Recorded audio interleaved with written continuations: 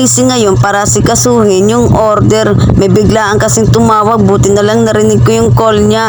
Eto nga't nag-confirm na niya, natuloy na daw ang kanyang order. Matagal na kasi itong nagpa-reserve sa akin, pero sabi niya hintayin ko daw ang kanyang go signal kasi hindi daw matuloy-tuloy gawa nga na laging suspended ang klase. Para daw kasi ito sa eskwelahan at para daw to sa mga estudyante. Kaya naman ngayon natuloy na nga ang klase, tinuloy na rin niya ang kanyang order at buti na lang maaga siyang tumawag sa akin. Alas 11 kasi kailangan niya yung order. Kaya naman dali-daling bumangon ako at ito nga't inasikaso ko na. Kinuha ko na nga yung bilao at nilagyan ko na ng foil sa ibabaw. Kailangan kasi natin lagyan ng foil to mga katrops, lalo na kung plastic bilao ang gagamitin natin kasi yung amoy at yung lasa ng plastic bilao didikit sa pagkain, maglalasang plastic rin yung pagkain, parang kaibigan mong plastic. Charot! Story time muna tayo mga katrops. Alam niyo ba dati kapag may order ako, si mama ang tagabalot nitong bilao, siya tagalagay ng foil dito kasi hindi kasi talaga ako marunong. Pero syempre kailangan mapag-aralan mo yan. Syempre hindi naman habang buhay may kalamay ka at may katulong ka sa mga ginagawa mo. Kailangan mo rin matutong mag-isa kasi pinapanood ko kasi lagi si mama tuwing gagawa nito. At ito nga, natutunan ko nga habang patagal na patagal, sinasanay ko yung sarili ko na ako na magbabalot at ito nga't nakuha ko na nga yung diskarte ni mama sa pagbabalot ng bilao. Ganyan lang pala kadali. Kailangan mo lang tansyahin yung sukat at ang laki ng foil na gagamitin mo sa bilao. Kailangan maayos yung pagkakabalot mo ng bilao dito mga katrops, hindi yung basta may mabalot ka lang. Kaya naman todo ayos ako sa pagbalot nito. Chinecheck ko talagang mabuti kung wala bang sobra o wala bang kulang o wala bang punit ang binalot kong bilao. At ayan na nga, natapos ko na nga siyang balutin. Ready na ako para magluto. Pagkatapos ko ng balutin yung bilao, yung mga molder naman yung aayusin ko. Pupunasan ko muna to kasi hinugasan ko muna to bago gamitin. Kailangan malinis na malinis to mga katrops. Ayoko kasing gumamit ng mga molder na may parang tinga-tinga pa kasi parang ang baboy naman. Kaya talagang sinusure ko na malinis to. Ganyan dapat tayo mga katrops, hindi yung basta kumita lang. Kailangan isure natin yung quality ng ating produkto. Ito na nga't magkaiba nga pala yung molder ng kutsinta ko at saka ng puto ko. Ito nga pala yung kutsintang lulutuin ko for today's video. Ayan nga, tinalo-halo ko na nga siya hanggang sa maging halo-halo. Charot!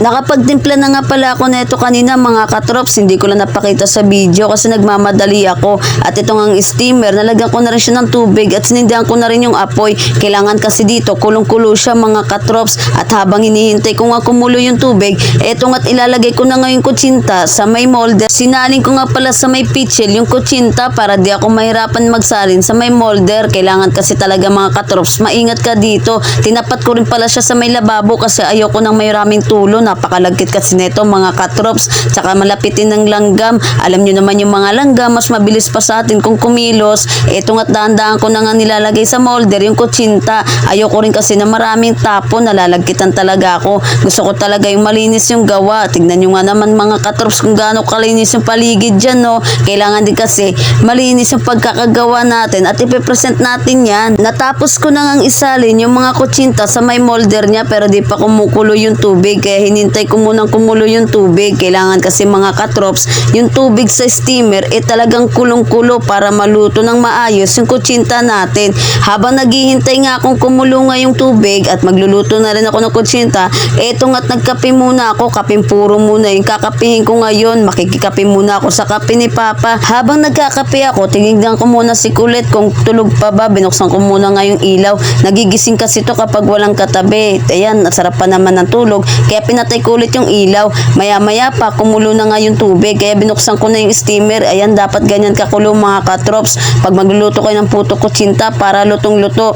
Tapos hihinaan din natin ng konti yung apoy. Pangit kasi kapag sobrang lakas mga katrops, yung puto kutsinta nyo magwawala sa molder yan. Kaya dapat mild na yung apoy natin. Dahil kulong-kulo na nga yung tubig sa may steamer, eto na nga't nilagay ko na yung unang layer. May holding time kasi to mga katrops. Kaya maghihintay yung inyong katrops ng holding time. At habang naghihintay ako ng holding time, eto tamang higop muna tayo ng kape. Bawal kasi itong mga katrops na kumulang o sumobra sa holding time na kailangan niya. Kasi bukod sa magiging hilaw ito, papangit din yung texture neto. Kaya dapat saktong-sakto yung holding time neto. Mga alas 9 ng umaga, eto na nga't nagising na nga si Kulit. Inaantok-antok pa nga siya niyan. Wala na kasi siyang katabi kaya hindi na siya bumalik sa higaan. Ganyan kasi talaga siya mga katrops. Kapag wala na siyang katabi, ayaw niya nang matulog. Pero inaantok pa yan. Eto nga't nagpakarga muna sa akin. Inele-hele ko pa nga. Sabi ko pa nga sa kanya, bumalik muna siya sa pagkakahiga. Nandyan lang naman ako sa may pinto ng kwarto niya pero ayaw niya talaga.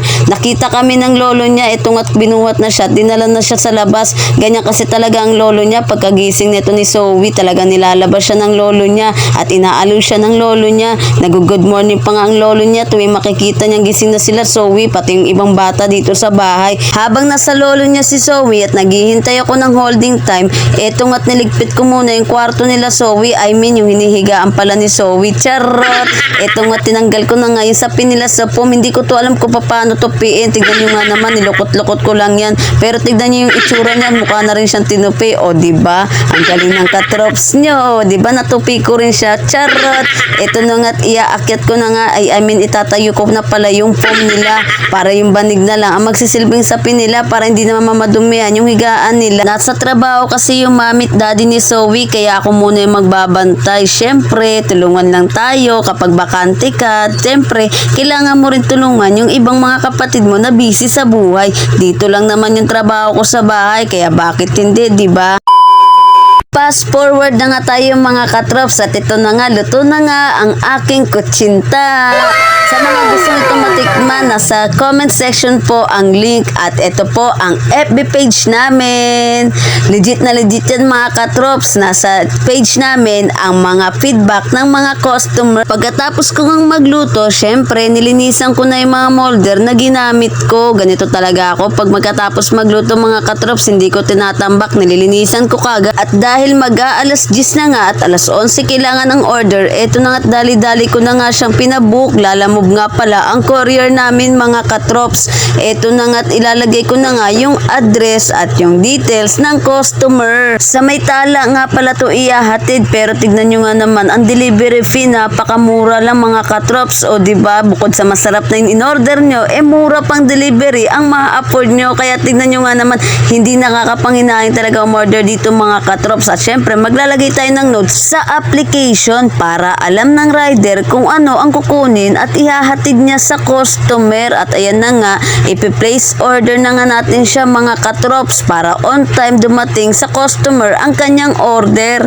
Maya-maya pa, tumunog na rin ang aking Lalamove apps. Ibig sabihin, may kumuha na ng booking natin. Sinek ko nga ang aking Lalamove apps at ito nga ang kumuha ng booking natin, si Sir Jomar. At 1 minute away na lang ang layo niya mula sa atin. Kaya naman hinanda ko na yung kanyang pipick upin. Maya-maya tumawag na siya, nasa labas na raw siya. Agad na rin ako lumabas para hindi siya maghintay ng matagal.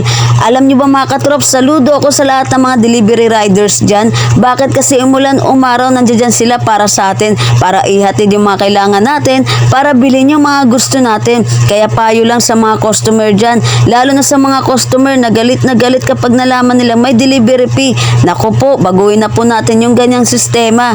Kasi mga katrops, hindi naman po sa amin napupunta yung delivery fee hinihingi namin, kundi sa mga riders. Alam niyo ba, bigyan niyo lang sila ng 20 pesos o kahit magkanong tips, malaking tuwa na sa kanila yan.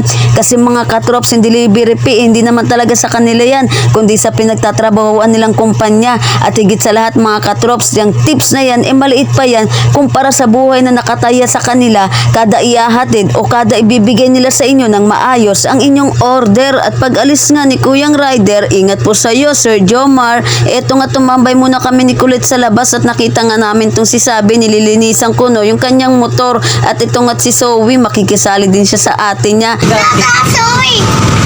Touch ka daw, matouch ka daw. Oh, baka may spray mo naman sa mukha mo yan. Ganyan ha. Tubig na. Oh, ang galing. Nagtulungan sila. Very good ah. Oh. Oh, si ate daw taga-punas, ikaw taga-spray. Oh, very good ah. Pinalitan ko na yan pa. O kasi matamaan yung mata kanina sa... Tsaka uubusin sabi yung sayang. Oh.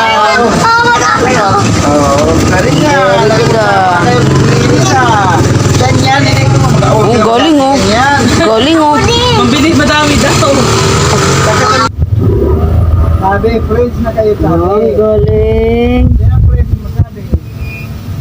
Oh.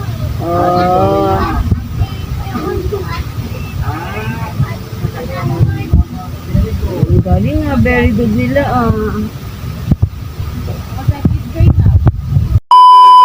Pumasok na rin kami kulit sa bahay at sinek ko ngayon lalamob ko kung na-receive na ba ni customer at ayan nga, na-receive na nga niya 10:21 AM, 11 kailangan, sakto maaga kami at maya din nilutuan ko rin si mama ng siomay kasi aalis sila. Pag alis ni mama at sakto nakaramdam na rin ako ng gutom kaya ito kumain na rin ang inyong katrops. Yun lamang po. Maraming salamat ulit sa pagsama sa akin.